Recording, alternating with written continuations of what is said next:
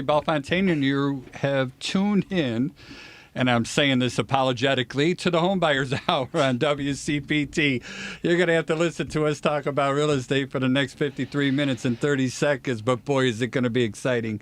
So what we're going to try and do is bring Steve Davis. He's the real estate agent on the show with us today, and we're going to try and bring him in once a month. And I think what we're going to try to do when he's here is turn the show more into an education. So Joey, he's going to end up talking about, picking a team in this market and talking about the good and the bad. Steve Davis is going to be talking how to vet a realtor. And Patrick is going to be talking about handling transactions through divorce. And I'm going to be talking about chimney inspections and why they're needed and so forth. But I want to go around the horn real quick and do the introductions and let everybody give their contact information. And Patrick, I'd like to start with you, please, and thank you. It's called the HomeBuyer's Hour, but home sellers, you can listen too. There's good information for you as well. So. Did I misspeak and say Home Sellers Hour? No, but I just want to make that clear. I think that it's got to be called something, right? Yeah. And the home buyers Buyers and home slash sellers. And those guys was taken. Yeah. So we couldn't do that. Them real estate guys. Yeah. Them real estate guys. Actually, that's not bad. I'm going to look into that. If there's available IP.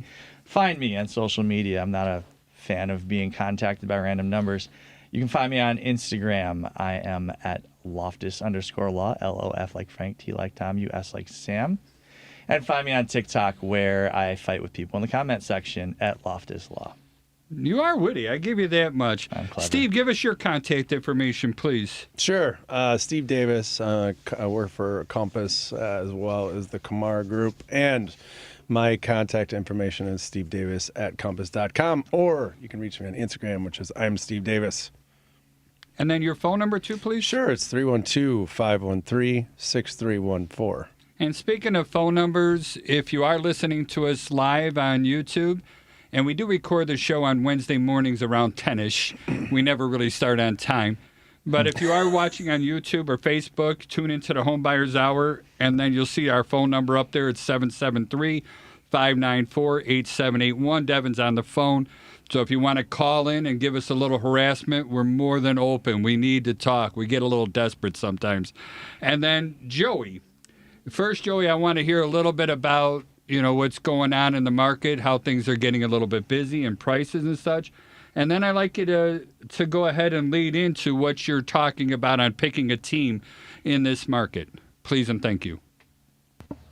Why, hi. This is Joey Matthews. Charlie's favorite mortgage broker. NMLS 1330694. Coming to you from Neighborhood Loans nowadays. You can find me at the VALoanNerd.com across all social medias as at the VA Loan Nerd. You could also call or text me at 630-235-2405. The last 2 days, we've had some big economic news with core inflation rate coming down from last month, but meeting expectations. Same thing with the year over year and our regular just inflation stripping out the high volatile goods, food, energy, etc. Also, the producer price index came in lighter than expected today. So we have been seeing good market reaction. We are now seeing the 10-year Treasury yielding at about a 4.15%, which has been pretty stable for the last week or so. We had a couple days up at 4.25, and now it's back down to 4.1. So good news.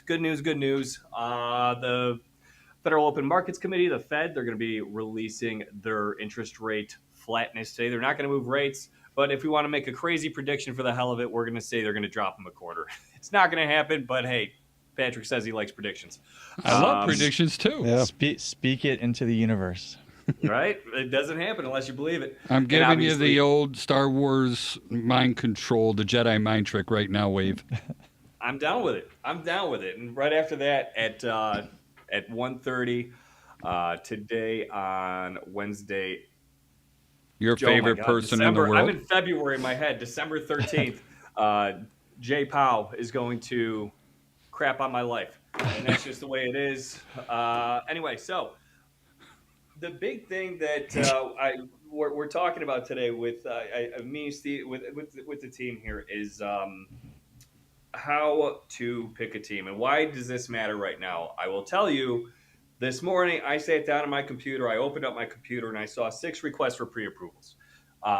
Is that awesome for me? Yes, I guess, right? Because people are reaching out, they want pre-approvals, but I also know I'm not the only lender who's seeing that. Why is this happening? It's because people are now seeing that rates are starting to come down. And I've been talking about this for the last year and a half, is if you can afford to buy, jump on it, grab the house while you can before rates start to come down, and now you're dealing with a rising price environment, right? Because here's, again, we have never solved the supply issue, which has been the issue for the last year and a half. There has been no supply, and there has been pent-up demand. That demand is starting to release. That is going to make the supply more expensive. So be ready for it. It's going to be happening. So if you're on the fence, you might want to start ASAP. Just my opinion. No, which is good. But what about, talk to me about vetting, because Steve's going to talk about vetting realtors. What about vetting mortgage brokers?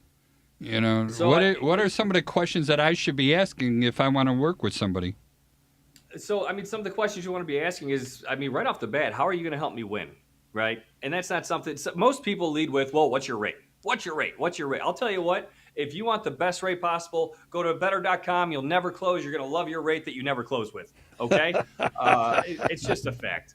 So true. So well, true. There's very few circumstances in which a mortgage broker has a different rate to offer someone else, unless you're talking about artificially changing the rate through something like a buy down or whatever. So really, the rate should be the last thing you really talk about.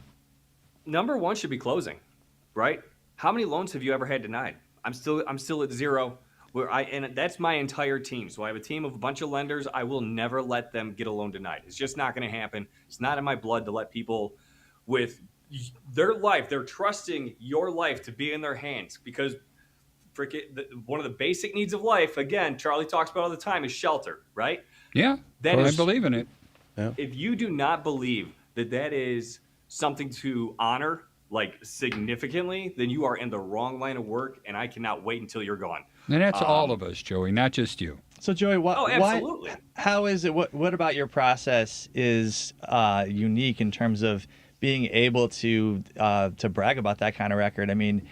What are you doing that is making that happen specifically? Well, I stay up to date on guidelines. I get updated lender letters from Fannie Mae, Freddie Mac, VA, FHA. So anytime there's a change, I know about it literally that morning, because I'll get an email from them directly, and I can read the change, and I can make sure that the change gets implemented in my system. I can tell you, a buddy of mine, he had a VA loan come in over the weekend. I am who I am. I reviewed it the way I reviewed it, and went through all the docs. I went through his previous year's year-end pay stubs. I was making sure that the commissions were okay, because we were using commissions for the pre-approval, right? And I can use higher numbers. I like to qualify at the lowest amount necessary to get the job done, because if we need a little bit higher, we can use a bit higher. But if you're qualified at the lowest amount, that's the easiest thing to get through underwriting quickly, right? I'm pulling certificates of eligibility. I'm looking at your credit history. I'm making sure that we don't miss anything. I scrub the hell out of these things. I look at your deposit history. I know if you've had a deposit with an FHA loan of more than 25% of your monthly income, I need to find out where that came from. All that stuff we do up front. I like to underwrite a loan up front in my head, and obviously through automated underwriting, because I like to know that my underwriter is getting something that is going to be clean, because it also improves my relationships with my underwriters, and they trust me more. So if they see a file come in from me and I have to get a rush, I can get an underwriting approval in an hour. Anyway, but yeah, that VA loan, they came in over the weekend, or the pre-approval, they came in over the weekend. I scrubbed everything. It went under contract yesterday, and it's already gone to underwriting, because it was just clean. It was just clean. And if you can't figure out how to read docs, if you can't, dude, man. And when you're saying you're talking about other mortgage brokers. Any mortgage person. If you can't figure out how important your job is, or how amazing it is that these people are trusting you with such a big decision in their life, then you're you're in the wrong line of work. Get out of my way, because you're screwing people over that don't deserve it. And you're talking to my heart there, but how does, a lot of people look at us in real estate thinking we're all commodities. So how do you prove to somebody that those aren't just words? In other words, what if I call another mortgage broker and he says, "Oh yeah, I do all this stuff too," and I never had one that failed. I agree with that. He said reputation is everything, and it makes a big difference. I mean, what Joey's explaining right now, as far as like his scrub, his vetting, is doing everything he needs to do to make sure that the loan is going to close, and the fact that his experience, his due diligence, his always educating his clients, always keeping up with the markets, keeping his agents up with the markets. That makes a huge difference, especially on my end. So that's one of the big reasons why Joey is as good as he is, in my opinion. So, Joey, let me ask you a question. I'm a borrower. I come to you and I say, look, I want a pre-approval, and I just need it right now. And you're going to respond to me, well, I need this, this, and this. And my response is going to be, well, I just talked to so-and-so over at crappyloan.com, and they said they would just give me a pre-approval based on just a verbal of what the information they need. What are you going to tell me that's important for me to know? That's a crappy lender. That's a pre-qualification. That holds zero weight. You're going to lose that deal. That lender's not going to call the list agent and vouch for your pre-approval, because hopefully they don't want to feel embarrassed because they don't know anything about your file. They don't want to tell them on the phone, I have not reviewed docs. I have not run AU, automated underwriting. I have not done these things to guarantee this client. I mean, I've had agents call me that said, hey, I got your pre-approval. So-and-so at my office knows you. They said that you're going to close, so we're working with your offer. Like, and that's what I'm saying. You can, it's Chicagoland's. I mean, the real estate world is small, right? And we it's getting all smaller. have mutual friends. It's getting smaller every day. Yeah. We Can't all hide from a bad reputation. That's No, for you sure. can't. at all. Absolutely. Nope, not at all. So I will not tell that borrower I will pre-approve them. I will tell them, well, if you want to buy a house, then you're going to go through what I'm asking you to go do, because I want to make sure that you close. If you just want to go look at a house because you're bored, go talk to stupid face lender. They're not going to help you out. When you get serious, let me know. Call me back. Boy, there's a lot of lending companies we should be charging advertising rates. Right now. I don't think there's one called crappylender.com. Are you sure? I bet you there might be. If there is, maybe it could be that there's someone. It's KARP. Yeah, I mean, maybe someone's last name is Crappy. I grew up with a kid and his last name was Crapple, so I mean, Crapple Home. I don't know. I remember I used to. I'm a WBBM listener. Sorry, everybody here. I know I just did a negative. I'll be canceled next week. I'm a WCPT guy myself. Well, that's true. I like to listen to the traffic, but they had Cars for Kids, and every time that song came on, I would always, and my kids were in the car, I would sing, Kids for Cars. Donate your kid today. And I just got two malarkey flags thrown at me now. But I cannot express to you enough how much respect I've just lost for you, Charlie. I'm so sorry. I'm a bad person, but I like the case. That is where I was going. That organization, I won't even utter their name. That song is it's horrible. The devil. The absolute devil. And you're singing in the car to your kids. I'm singing Kids for Cars. I'm calling the cops on you. You donate I couldn't, nobody would take them. I'm calling the cops on you. I loved all my children. Probably going to get another one. I mean, unbelievable. If any of Charlie's children are listening, I'm so sorry. Your kids are still traumatized by this, so my son is listening right now. Christopher's always listening. He's always listening, I'm so sorry that happened to you. How old's Christopher? He's 30 years old. He's a fireman down in Memphis now. Thank you for your service. Appreciate that. You know what else? My wife knows how much I hate that, and when it comes on, because we listen to... She probably turns it up. She does. Good woman. She's in trouble. I like her a lot. When we watch this, and the look I'm going to give her, it will be worth 1,000 daggers. So, and Steve, I guess I want to ask you, something about Joey. Like, if you're going to use somebody that has a good reputation, they're going to be diligent, and it's not that they're going to make the loan close, but they're damn well going to tell you if it's not able to close right up front. Well, they're supposed to. It doesn't mean they always do. A lot of, I think it's like anything. You have to make sure that you're working with people you trust, and that, the trusted referral aspect is a huge ordeal. Okay. And the fact is that anyone can tell you anything. That's Proof my is in the point. pudding, as they say, right? Yeah. So how do we prove it? Yeah, relationships, obviously, but also the fact of reputation, and, the due diligence to make sure that they are a good resource. So whether you're a lender, an attorney, a realtor, a home inspector, the same thing. Joey, is there places out there where, people could check on your reputation as a lender? 1,000%. Outside of Really? just talking to other realtors inside of your office and finding out, you can go on Facebook and see who our mutual friends are, right? There's a realtor on there, reach out to them. Easy peasy, right? And this is just for realtors vetting me. But you could also jump on, I'm not going to say the name of the thing, but it's a big national website that puts estimates for values out. I have reviews on there. I have reviews on my Facebook business page. I have now reestablished my Google business page because a certain other company deleted it from me, which is fine.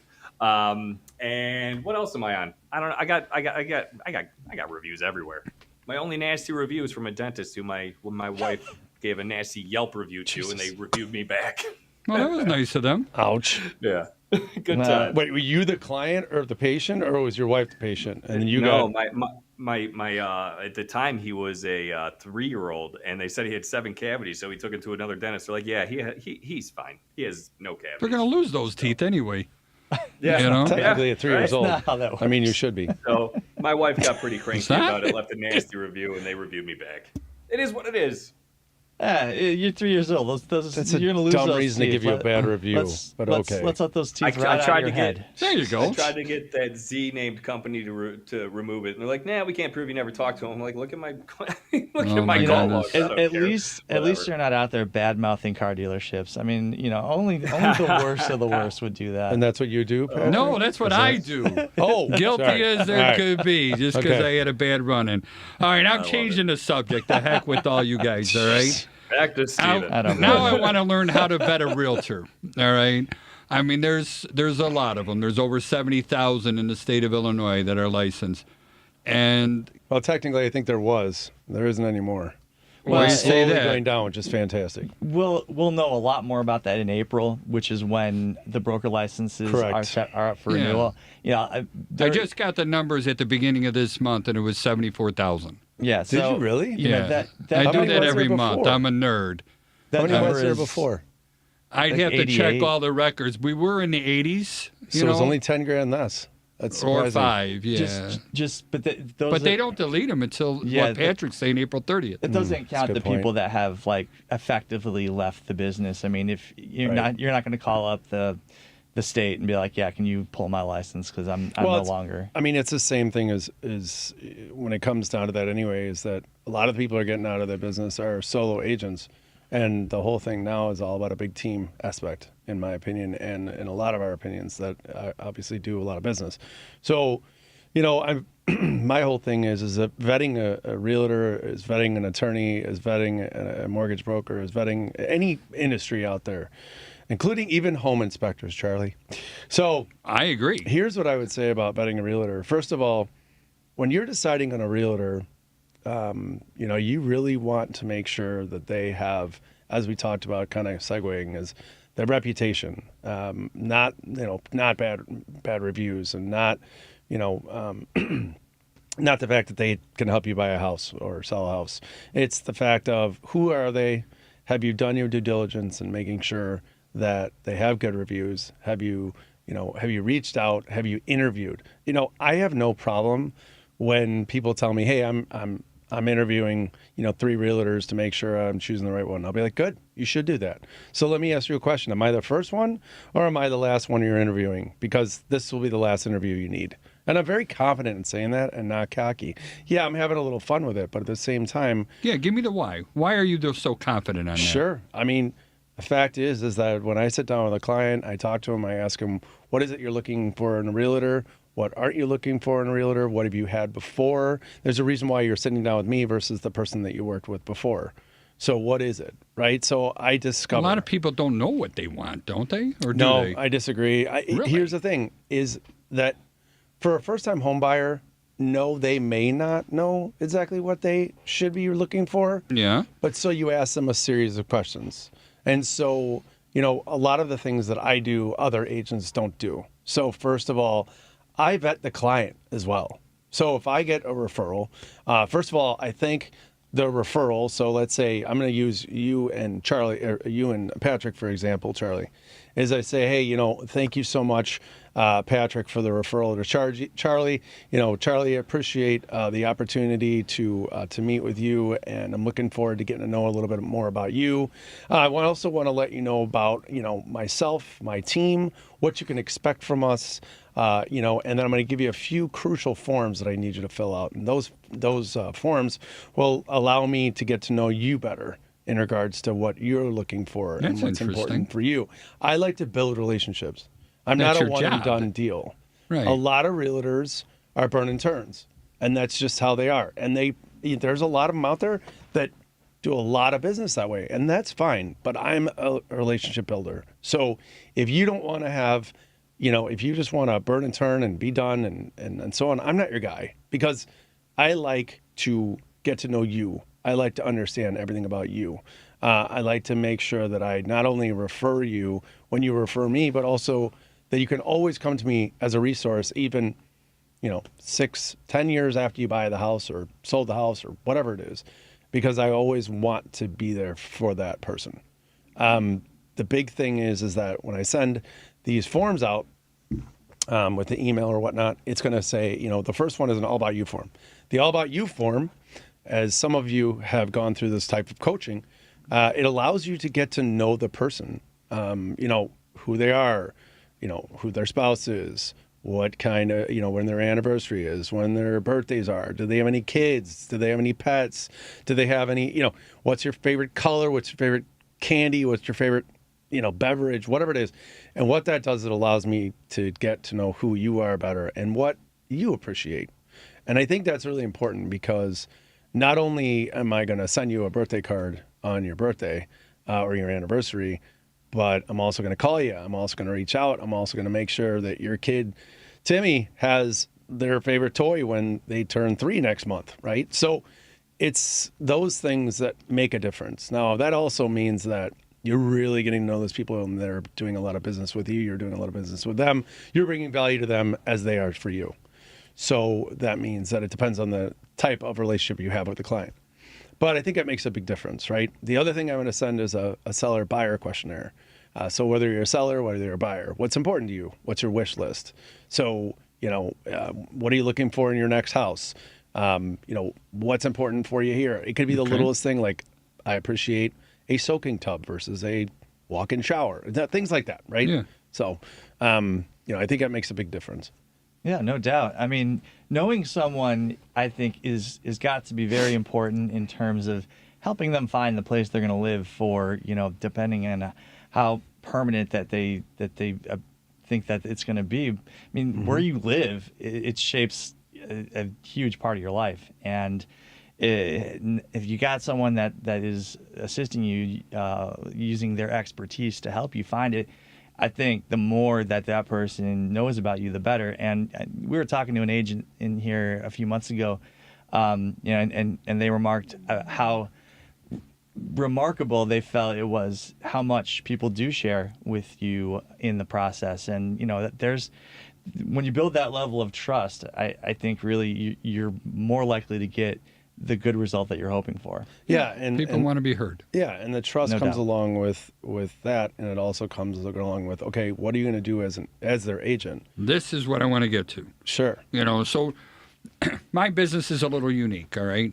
We market direct to consumer. We don't have a lot of real estate agents that refer us. We do have some. They're pretty good producers. But I'm not going to conform. I'm a stubborn old man. That's all there is to it. We want to provide a big, long list, and I want to make sure that everything's put in a proper perspective. That's what I believe our business is. So when I talk to clients and their real estate agents have referred another company and they didn't go with that company, they came with me, I hear a lot of complaints about those real estate agents where they didn't help prepare me. They didn't give me the comps. They didn't, I don't know what I'm supposed to be doing, and I feel like I'm left out on my own. that comes in here and everybody's making decisions for me. That's a kind of a big deal. At least it is in my eyes. Am I psychotic? No, I'm psychotic, but that's beside the point. You're am I special. crazy in that? Yeah, I'm special. I like that. No, I don't think so at all. I think, a lot of the times, this is the reason I ask the questions when I sit down with a client. Like, listen, I know you used another person to help you buy this property. Clearly, you're looking for someone different to help you sell it. What happened with that agent that didn't work out? Or what would you like to see differently that you didn't have the first time around? The fact is that some agents are about their pocketbook. They're not about understanding who you are and how you can be a resource to them while they live in the house, after they move out of the house, or whatever it is. And, it's also about the fact of making sure you go above and beyond for that client. Make sure that they understand every detail, making sure that if they have an issue or a problem during the process, after the process, before the process even, make sure you're there for them. Charlie, with you running into agents with clients saying, well, they gave me this random, inspection company, or I had to find my own. If you have to find your own, you need to find another agent. Sorry. Because the fact... I'm going to argue that one real quick. Sure. What happens if it's a Jamoke home inspector? We got people out there that want to be... Jamoke? It's a word. Jamoke. Look it up, all right? I thought that was a All company three of I you didn't are know about. attacking me right now. This isn't fair. Yeah, Jamoke Coffee home inspector. Jamoke Home Inspector. Jamoke Home Inspector. I like it. I'm getting that. I'm getting It's a that new URL. company name. They have brown trucks. But no, there's a lot of people. Oh my God, there's a lot of people that don't do a good job. Cream-colored All right, interior. they make Are the we deal allowed go to say through this? quick. I don't know. They make the deal go through quick, and then the person who moved into the house, they're left with all these repairs that they didn't have the freedom of choice anymore. Yeah. Someone So else that's what made I'm saying. it for them. I'm saying if they had to find their own and they weren't, they had to do their own due diligence. I think when it comes down to it, as the professional in the industry, you should have people that you're going to refer to them because they're going to do a job for them, or you've had great, results from them in the past. So Yeah, what I mean by that, maybe I came off wrong, what I mean by that is that I think that an agent should be able to have people where the client doesn't have to do anything. They don't have to go find somebody to do to replace their carpet, to paint their house, to make sure they have a good inspector, to make sure they're going to have a good attorney that's going to help them close the deal, or a lender like Joey that's going to make sure that when you're buying a house, you understand all your details and you understand what to expect. But Yeah, the hard part is proving that before they hire you. Absolutely, absolutely, and it's a. Sorry, Patrick. I didn't mean to interrupt either. I'm sorry. not at all. You got me in a rant here. Okay? Good. So, And your 10 minutes are up. all right. Oh dear. No, I think Steve. No, keep going. I'm Steve's joking. coming at this from a Steve Davis perspective, which is that he's focused on the client's needs. I'm very passionate. Charlie, I we've don't know if talked it's a good about thing or in the not. past. You've had conversations with home inspectors who say, why are you so focused on the client? The client's not your customer. The real estate broker who referred you that client is your customer. That client's never that's going to. a big belief in my business. They're never going to remember you. And I guess I'm not surprised. I'm just disappointed that is, something that is pervasive. And when you said that, it got me to thinking there's probably plenty of lawyers who feel the exact same way. I'm sure there are. Steve, no offense, but you're very far in second place as far as my consideration when it comes to the client's needs. Well, you don't have to be. That's not offense taken. No offense taken. The fact is, Some is that would. that's how Some it would have a works. problem with that. No, of course not, and not at all. If you're doing your job, I'm doing my job. We're all working together. Joey's doing his job. Then everything is going to go smoothly. It's when one person isn't doing their job or isn't providing the value that they're supposed to provide. Or has a different perspective, is focused on someone other than the client. I just feel like, Yes. I put myself in the other person's shoes. Like, how would I want to be dealt with? And I wouldn't want to be just put through the ringer. I've hired lawyers, and the only time you ever see the actual licensed lawyers is when you say, yes, I'd like to hire you. And then, they're beyond somewhere, unless something happens that is not expected, you're dealing strictly with their staff. And that's not a great feeling. I take that, and I apply that to my business where it's like, I don't want to be like that. No, yeah, absolutely. I agree with that. I got asked to join a different BNI group, and I was talking to the real estate agent that was in that particular group, and I asked them, what home inspector do you refer? And they told me. So I looked them up, and I'm like, there's 5 1-star reviews here, and the comments in reply are bad. He goes, yeah, but he's cheap, and that's where we're going with this stuff. And I can't understand this. Why would you want, unless you think that we're all a bunch of, I'm going to use the word again, jamokes, if you think we're all the same, then I get it, Well, wake up over there. Yeah, I mean, and I think I'm just gonna. But it's my job is to say why we're different, and that's where I was kind of going. Is how do you tell somebody you're different? And I don't think it's easy. Yeah, I think for that agent, they probably care more from their own perspective. That's what they care about is what it costs, and they think that they're headaches that are given to them. Well, they think they're providing value to their client by finding the cheapest home inspector because they don't appreciate the importance of it. I disagree completely. No? It's not about that. It's about that's you. Well, he's talking about someone else. You're talking about an agent in general, or are you talking about just one of the top 100 producers in this area? I'm talking about, and I've talked to agents who, they go, well, I'd like to refer you business, but, there's this other lawyer that charges $100 less. And I'm just like, well, we're not a good fit. And, there are plenty of agents. And I think that from their own perspective, they think that's the value they're delivering. They're going to go to their client, hey, this guy wants to charge you, $699. I got this guy over here that's going to charge you, $500. So I just saved you $200, and then they think the client's going to go, yay, and shopping for something like that on price. Shopping for anything, right, is something that every consumer can do. They, like Joey said, the first thing they come to you, what's the rate? What's the rate? What's the rate? It's not about the rate. It's not about the agent charging 5% versus 6%. It's not about you charging what you charge. It's not about Charlie charging what he charges. The fact is, what do you get for it? What do you get for it? Exactly. I bought if you don't see that, I bought a duvet. You bought a toupee? A duvet. I don't know what a duvet is. I heard toupee as well. A duvet is a fancy word for a comforter. All right. No, now you can get a comforter for like $30, right? You can go to TJ Maxx and find you one. Or Target.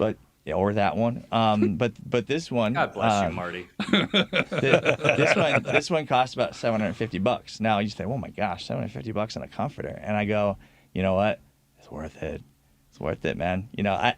Any comforter will do the job, right? But when you think about value versus cost, right? This is something that not everybody understands or appreciates really the difference between value and cost. There's a reason certain things cost more, but the value you get back. Why is buying a nice pair of work boots better, for $300 better than buying an okay pair of work boots for $100? Well, it's because you're going to go through 10 pair of that $100 work boots before the $300 pair wears out. All right, just an example. No, it's a good example. Steve, if somebody does have questions about vetting a real estate agent and that, how do they get hold of you, please? Sure. My number is 312-513-6314. One more time, a little bit slower. Sure. 312-513-6314. And my email address is stevedavis@compass.com and Instagram at I'm Steve Davis. And Joey, I forgot to have you share how people get hold of you. Can you do that, please? Well, I sure can. You can find me at thevalonenerd.com. Across all my social medias as at thevalonenerd. You can call or text me at 630-235-2405. All right, and then I want to get on to Patrick and talking about transactions with a divorce in the middle of it. I'm just thinking about how Joey is today. He's in an office, right? Usually he's in his abode, but today he's in an office, and I can just imagine his coworkers who are sitting around him listening to him, talk sweet, his tonality is fantastic. Yeah. It is awesome. He's getting some bombastic side eye in that office. I'm telling but you. every time I think of Joey, I still have to run this little. Yeah, that's our Sorry, guy. Joey. Who That's loves our you? guy, the VA loan goofy. And look, Steve Davis. Let's talk about him because he is the $300 pair of work boots. All right. I just All right. want I wish they were that cheap. I just Love it. I mean, you don't need Versace on the side of your work boots. You need a good sturdy pair of work boots with anyways, enough about work boots. Divorce, everyone's favorite topic, right? Nice mine. segue. Yeah, Love it. Yeah. Charlie is he's gonna be huddled in the corner by the time I'm done with my 10 minutes. So Yeah, but at least my kid's laughing right now from Tennessee. I'm sure the trauma involved is no laughing matter at all. Anyways, divorce. This is a topic I can't cover in 10 minutes, but I'm going to try to hit a couple of things that would be worthwhile to anybody who is in a transaction where there's a divorce involved. So let me just tackle it first from the buyer perspective, and then I'll tackle it from the seller perspective. From a buyer perspective, if the sellers are getting divorced, it's not going to be that big of a deal for you, except that you just want to make sure that your lawyers on top of it, and that that the title company is working through things. You can certainly buy and sell real estate while a divorce is pending. There are some steps that the seller has to take to make sure that's good. But where that starts to go wrong is you start to get nervous on the buyer's side, because you'll find out from the seller, well, there's usually one or the other who is the aggrieved, the self-perceived aggrieved party, who wants to inflict the maximum emotional damage on the other. And so as the buyer, you're coming up on a closing date, for example, and you hear from the other side, well, aggrieved spouse is being stubborn, doesn't want to sign document X, Y, and Z. You start to get nervous. And what I tell my clients is that, look, I've been through this enough times to know that aggrieved spouse is going to wait to the very last minute to sign that document before it's going to cost them money in court, because they know that a judge is going to make them do it anyway. And if they have to go to court, they're going to have to pay for not only their lawyer to go stand in front of the judge and get told no, as well as the other side's lawyer, because they were being capricious about the thing.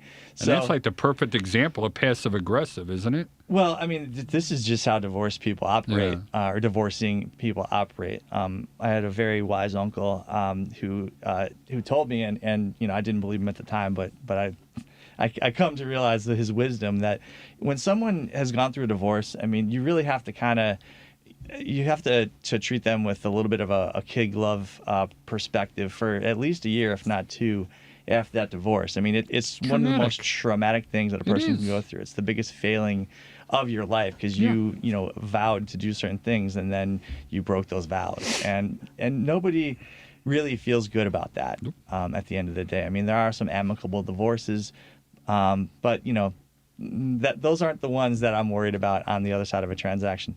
I'll give you a quick story. I handled a transaction earlier this year. A dear friend of mine, his mom was buying a house, and there was a divorce on the other side, and I was looking into the paperwork as I can, since I have access to this. And like the day before I logged in and pulled up the case file, there was a motion to limit parenting time filed by wife against husband. The Cliff's notes on it are that the kids were dropped off at husband's place on a Wednesday. By Friday, the husband was texting the son, who is 16, "Hey, I'm in Alabama. I need you to come pick me up." Not ideal. The following day, the kid, and he said, "Don't tell mom." Following day, the kid texts mom, "Hey, I'm in Tennessee. I need you to pick me up." Dad got arrested for DUI. Come to find out, Dad was driving very impaired on the highway, got pulled over. Kid is asleep in the back seat. Dad gets pulled in for DUI and felony child endangerment. I'm like, ooh, that's a spicy one. Yeah. And the client was concerned, like, is he going to do something that to sabotage the house? And I said, well, you're going to get to do a final walkthrough. Be very, very meticulous about that final walkthrough. So that's on the buyer side. You can encounter these things on the seller side. Just know that the vast majority of circumstances, whatever the rabble rouser on the other side is doing, they're probably going to come good just at the last minute. All right. Now on the seller side, The thing, so there's a little bit of a needle you've got to thread, at least as a lawyer. And Steve, I'm sure you'll have some comments. You've probably dealt with this where you're selling a home and the parties are either in the middle of, just have gotten through, or are in the contemplation of a divorce.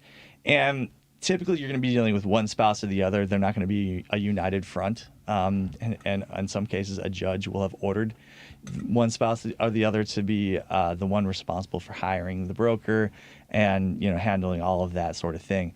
Now, you still have to get signatures from the other side. And again, the principle about you're going to get that last minute certainly applies, and it's something that I'm constantly advising my seller clients about in terms of, your spouse, they're putting up a big fight, but just let's wait and see. And then they come in the last minute. But the way I'd like to handle the other spouse, the one who feels like they are in the aggrieved position more so than the one I'm working with, or they're just aggrieved because the judge said that the other one could be in charge of it. I said, look, neither of us wants to be in this situation. You don't want to be hearing from me, and I'm afraid about what you're going to respond to me with. And, all I can tell you is that if you sign these documents and get them back to me, it'll be one step closer to never having to deal with that person that you don't ever want to have to deal with again. And some variety of that is usually how I'm going to handle that other spouse. I don't think, and I can tell you a couple of really, let's say a couple of really spicy stories. The one is real quick. I was sitting in a client when I was way back when I was a baby lawyer, sitting in a closing with a client, and for whatever reason, the seller's lawyer decided that they were going to have both spouses come in and sign at the title company, and he said, wow. The husband comes in and is just absolutely letting the wife have it in the other room. And my client and I are looking at each other like, no way. Now, here's the other story that I heard just this weekend that is just, I'm still like reeling at this story. So, not the person who was telling me this story, but one of another broker was representing a buyer, and it was a married couple. They get to the closing table. They had like $70,000 in earnest money up. They get to the closing table. The husband slides some papers over to the wife and says, I've been cheating on you. These are divorce papers. I'm not closing, and there's no way you're getting that $70K back. Wow. Hand to God. It goes back to angry people do angry things. Now, this is a hearsay story, and I'm sure there are some other facts or some other thing, but just if that is even the gist of what happened, I'm just like, it's a jaw drop. No lies. These are some things you can. I don't want to say that's going to happen very often. It's the only time I've ever heard of it happening. But divorce it can get quite spicy. That's no lie, Patrick. If people do want to reach out to you for real estate law and ask any questions, how do they get hold of you, please? Yeah, I don't do divorce, so just don't even. But get a hold of me at Loftus_law on Insta, at Loftus Law on TikTok. Outstanding. And my turn, I get to talk about what we call chimney skins. And what got me into offering this service is I never realized how expensive it is to put a liner inside of a clay tile flue when the clay tile flue is cracked. And how also, expensive can that get? It gets like $6,000 in today's dollars. Okay. All right. And I also had a house that I did an inspection on purpose. On purpose, of course, I did it on purpose. I did it personally. Good to know. I misspoke.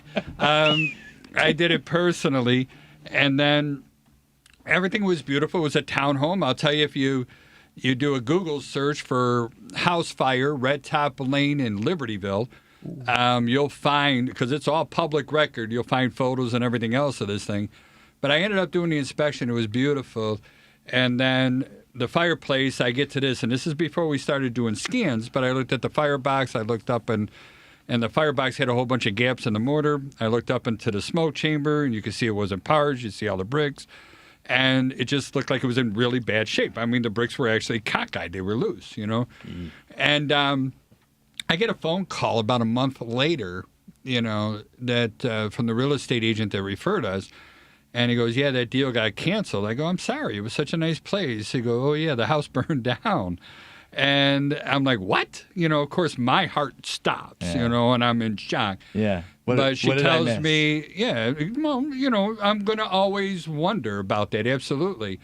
And she told me, well, they had a big fight over the chimney. You told them it was unsafe to use.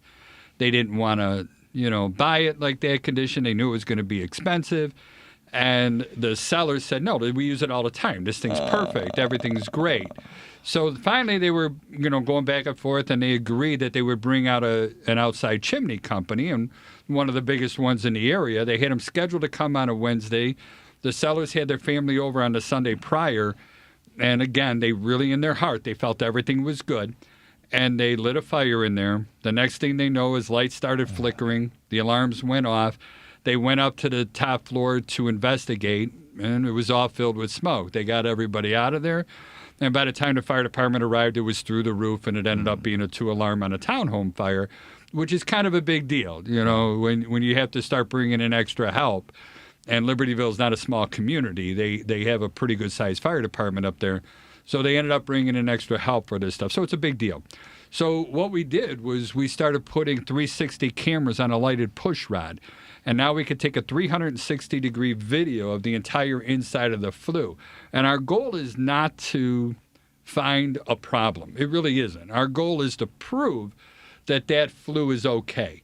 And there's not one chimney sweep out there that will fix a cracked clay tile flue.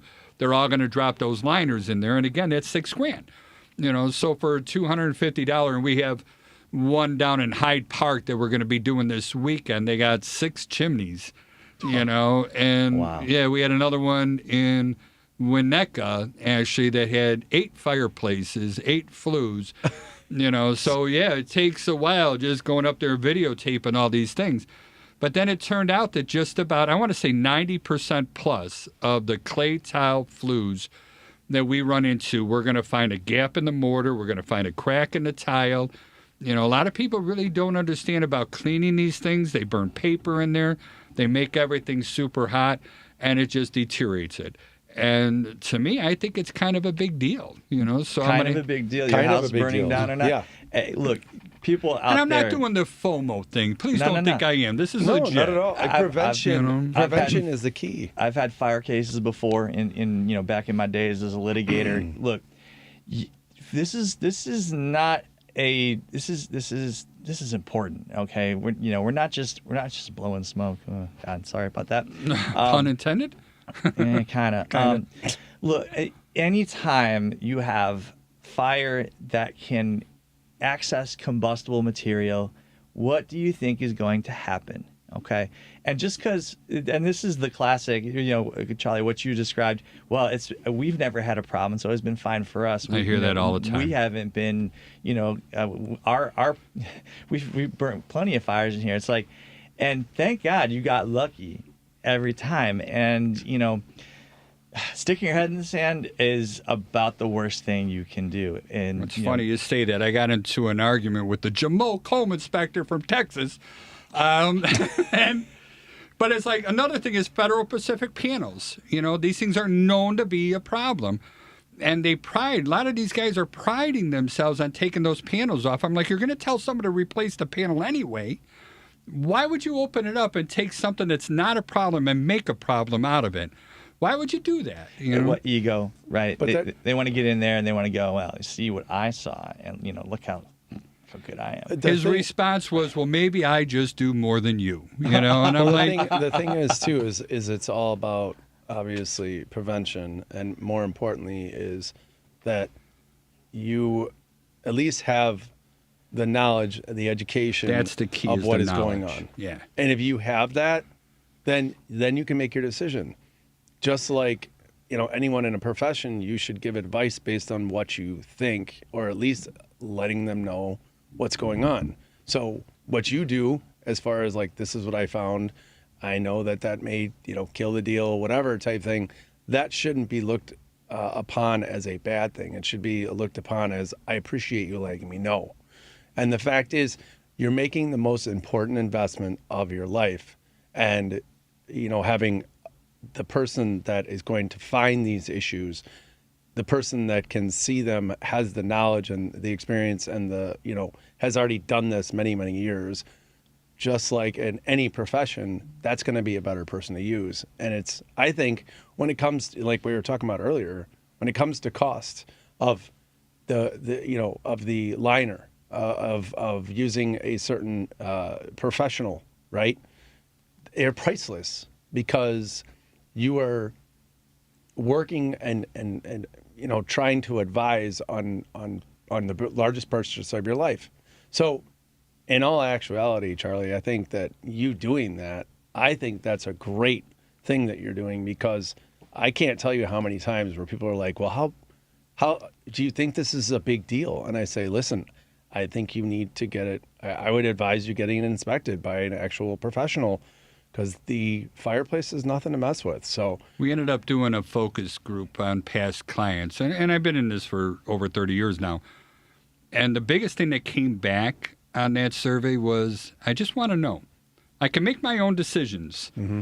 I just want to know. And I think that if all of us as real estate professionals, if we just realize that, our job is education. Our job is to give good, clear, concise facts so that people can make educated decisions. That's it. I don't make decisions for anybody. I let them know what the problem is, how severe it is, how much it's going to cost. And then they go, well, should I ask for this? I love this question. Should I ask for this in negotiations? I'm like, I'm ignorant on that. Right. And I can't give you advice intelligently to help you with that. I don't know the leverage you have. That's where you two come in. Mm-hmm. That's not where your expertise lies. That's my point. Right. But there's a lot of people that try to answer those things, be like, oh, let me answer this. I know what I'm talking about. No, you don't. Mm-hmm. And you shouldn't be giving advice. And that's the point where we start baffling with BS. I'm big on Devin's going to be so proud of me for that one. Because yes, it did almost slip out. But it's a true fact, and it needs to be, obviously, people need to understand it. So, no, without a doubt, and I value all three of you guys, and we are, like I say, getting towards the end of the time that we're allotted and stuff, and Joey, you've been sitting in the background, kind of a little quiet. I don't know if we were talking over you or not. I absorb information. Yeah, but you're just a wealth of knowledge as well, and I'd love to get more out of you sometimes. But Joey, so tell us again one last time, how do people get hold of you if they have a bunch of questions? And these guys are laughing at me because of that comment I just made. You're still my favorite. I want you to know that. Well, I am on the internet with you right now. So you can reach out to me at thevaloannerd.com. You can call or text me at 630-235-2405. Find me on the social medias as at the VA Loan Nerd. You'll find a new video every day, every single day. And especially when it comes, I've been enjoying those videos. I need to put more double tap hearts or whatever you do on to get all that nerdy stuff going. But yeah, give them some engagement, Charlie. What's wrong with you? No lie. Steve, please. Sure. Steve Davis. You can find me on social media at I'm Steve Davis, and my email address is stevedavis@compass.com, or my number 312-513-6314. And Patrick, last word. Everyone here has a particular set of skills, and but seriously, we all have expertise, and we all are sharing it with absolutely no reservations. But understand that expertise, this is the value that is added. So, and learning about that's key. You can go about the home buying or selling process without people with a certain amount of expertise, a certain set of skills, but it's not advisable. It's not advisable. Find me on Instagram at Loftus_loft. Find me on TikTok at LoftusLoft. I post almost every day, and I love lobbing a softball to Joey because I love to give him a platform to show his expertise, because he's got tons of it. He really does. My name is Charlie Belfontaine. I own Chicagoland Home Inspectors, and I want to give a thank you to Devin Tingle. We ran over on time, so thank you for listening. And I'm